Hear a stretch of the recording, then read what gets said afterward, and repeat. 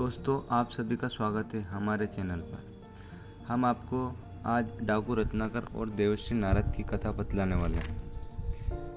एक समय की बात है, रत्नाकर नाम का एक डाकू हुआ करता था। अपने परिवार के भरण पोषण के लिए रत्नाकर चोरी, लूटपाट और राहगीरों की हत्या जैसी घटनाओं को करता था। एक बार एक श्रेष्ठी जंगल के रास्ते से पालकी में बैठकर जा रहा था।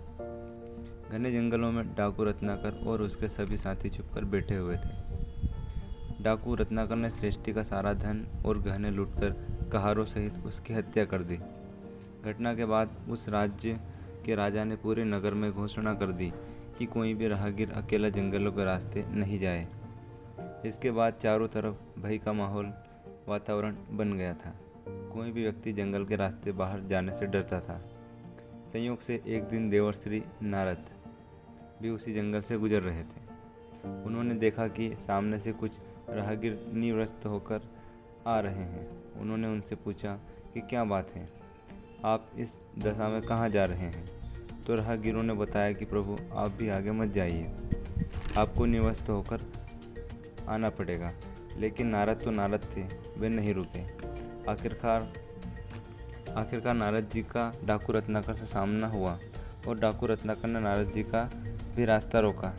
लेकिन देवर्षि नारद रत्नाकर की आंखों में आंखें डालकर खड़े रहे। यह देखकर रत्नाकर बोला, तुझे मुझे से भय नहीं लगता ब्राह्मण? देवर्षि बोले, भय कैसा? रत्नाकर बोला, मैं डाकू रत्नाकर हूँ। महेश्वरी बोले, तुम ही हो कुख्यात डाकू, लोगों को लूटकर उनकी हत्या कर देते हो। लेकिन मैं तुमसे भयभीत नहीं हूँ, मैं निर्भय हूँ। रत्नाकर बड़े गर्व से बोला, क्या अब तुझे मरने से डर नहीं लगता ब्राह्मण? देवर्षि बोले, मरने से कैसा डरना, एक दिन सभी को मरना है। लेकिन क्या तुम निर्भय हो? रत्नाकर बोला, हाँ, मैं भी निर्भय हूँ, मुझे किसी का डर नहीं है। हंसते हुए देवर्षि बोले, तो तुम यहाँ जंगल में क्यों रहते हो? पाप से डरते हो, राजा से डरते हो या प्रजा से डरते हो? गुस्से में आकर रत्नाकर बोला, मैं कोई पापी नहीं जो पाप से डरूं। मैंने कोई जुल्म नहीं किया कि मैं राजा से डरूं, ना ही मैं प्रजा से डरता हूं। फिर देवर्षि बोले, फिर छुपकर जंगलों में क्यों रहते हो? रत्नाकर बोले, मैं सैनिक था, मुझ पर झूठा आरोप लगाकर मुझे देश निकाला दे दिया, सिर्फ इसलिए कि मैंने कुछ गलत लोगों का साथ नहीं दिया। यह समाज अपराध को भूल जाता है और अपराधी को कभी क्षमा नहीं करता, इसलिए मैं इस समाज से अपना प्रतिशोध ले रहा हूँ। देवर्षि बोले, निसंदेह तुम्हारे साथ गलत हुआ है, लेकिन तुम जो कर रहे हो क्या यह सही है? क्या तुम जो कर रहे हो इस काम में तुम्हारा परिवार भागीदार होगा? रत्नाकर बोले, यदि मैं पाप भी करता हूँ तो भी मेरे पाप की कमाई ही मेरा परिवार खाता है, इसलिए वो भी मेरे पाप में भागीदार अवश्य होंगे। अब यह उपदेश बहुत हो गए ब्राह्मण, अब मरने के लिए तैयार हो जा ब्राह्मण। देवर्षि हंसते हुए बोले, मैं मरने के लिए तैयार हूँ, लेकिन पहले ये बताओ कि क्या तुमने अपने परिवार से पूछा है कि तुम्हारे इस पाप में भागीदार होंगे?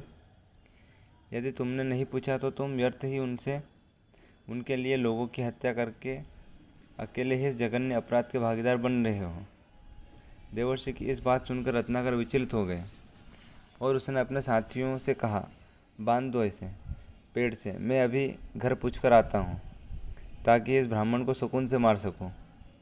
देवर्षि फिर हंसने लगे। रत्नाकर तुरंत अपने घर की ओर दौड़ा और घर जाकर अपनी पत्नी से पूछा कि क्या मैं जो कर रहा हूँ वह पाप है? पत्नी ने बड़े ही धैर्यपूर्वक कहा, चोरी, हत्या और लूटपाट तो हमेशा से ही पाप है स्वामी। पत्नी की यह बात सुनकर डाकू रत्नाकर थोड़ा विचलित हो गया। फिर पूछा, अगर यह पाप है तो क्या तुम मेरे इस पाप में भागीदार हो? पत्नी विनम्रता से बोली, आप मेरे पति हैं, आपके सुख दुख में आपका साथ देना मेरा कर्तव्य है, लेकिन आपके पाप में भागीदार होना नहीं। यह आपका कर्तव्य है कि आप हमारा पालन पोषण करें। पत्नी की यह बात सुनकर रत्नाकर अपने पिता के पास गया।